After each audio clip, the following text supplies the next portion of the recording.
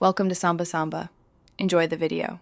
You start by enabling the Windows subsystem for Linux and the virtual machine platform so the kernel runs properly. Once enabled, open PowerShell as administrator and run WSL install dkali Linux. This downloads and registers Kali automatically. Make sure to set WSL2 as the default with WSL set default version 2 so you get better performance and full compatibility. Once done, create your Kali user when prompted. This gives you a usable shell tied into Windows Terminal.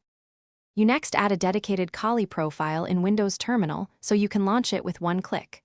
Open Terminal Settings, create a new profile, and set the command line to WSL. exed Kali Linux. This ensures Terminal starts the Kali distro.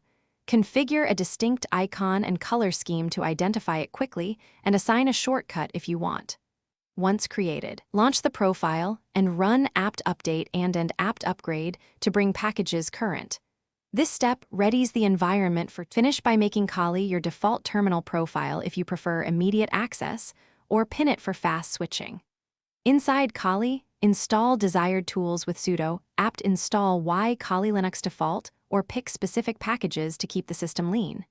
If something goes wrong, check WSL list verbose to confirm the distro state and version.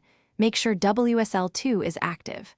If the distro won't start, restart the LXSS manager service or reboot Windows. Then retry WSL install dkali Linux as a recovery step. Thanks for watching. Consider subscribing if we helped you.